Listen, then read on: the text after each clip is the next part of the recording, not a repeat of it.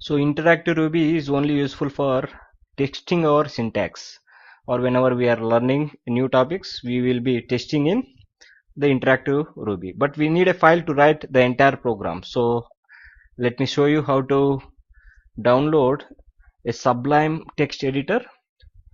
So you can use any text editor. There is a one more famous text editor called Aptana. You can download it also, but I like Sublime the most. Select for search for Sublime text.com. It is see sublimetext.com. Press enter. So this is most beautiful editor I found. It will show you your program in much more beautiful way, and you will be loving writing the code in this text editor. So click on the download and install it. That's it. It is just two simple steps. So once you download, you should have to make small work. So open your Sublime text.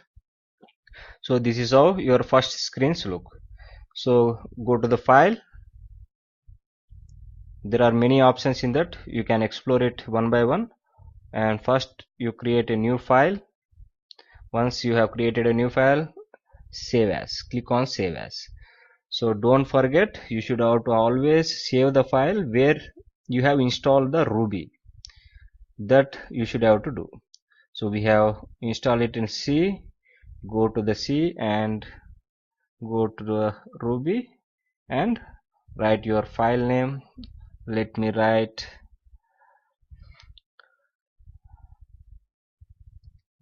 first .rb. Don't forget to write .rb.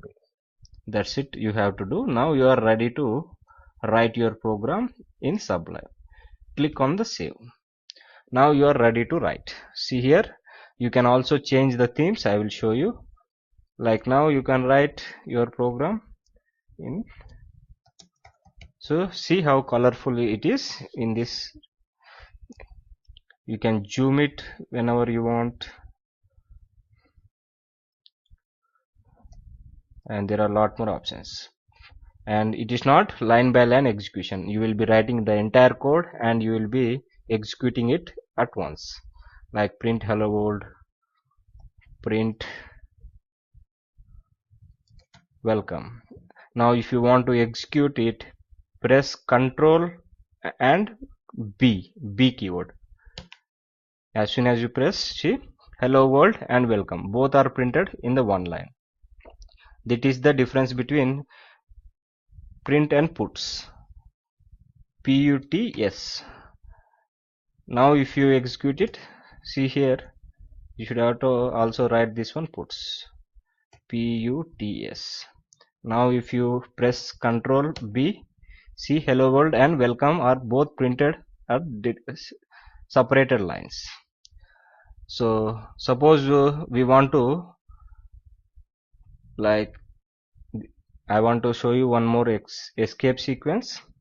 Suppose we are printing the names Robert Williams. So if you execute it, it is printing in the same. Now if you want to print this in a separate line, there is a escape sequence which is backslash and n. If you put backslash and n, whenever the system get encounter, it will place the cursor in the second line. Let me execute it and let us see the result. Ctrl B. See here, Robert and Williams are. So as soon as this one is getting executed, whenever this get encountered, the system is placing the cursor in the next line and the Williams is getting printed. So like this we have one more escape sequence which is a tab sequence, which is backslash and T. Now let us see, execute it. So it will place the tab. Tab is nothing but 4 to 5 spaces between them. Robert Williams. So this is all about escape sequence. And we can also, we have discussed like A is equal to, let us say, hello, and B is equal to, let us say, volt.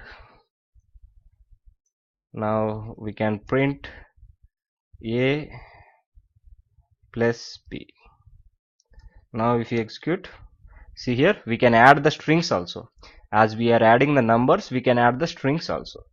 And one more thing I want to show you, let us say A is equal to 3, B is equal to 5. So now 5 is a string. It is not a number anymore. Anything placed inside the quotations are treated as strings. Even the space are also treated as characters. Now you cannot add like print A plus B. This will give error. See, it is error because B is not a integer, it is a string. You cannot add different data types. So this is all about little bit about this Sublime editor, and you can also change the color schemes according to your requirement. Like now if you write, it will show you different.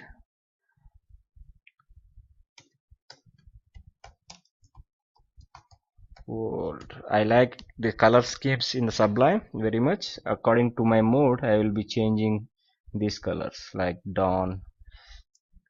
This is also a very good color. And so try downloading them if you are using Windows, or you can use any other text editor. We will be using both the interactive Ruby whenever we are going to the testing the new syntax, and whenever we are writing the entire program, we will be using this Sublime Text. So hope you understood. Meet you in the next video with the other topics.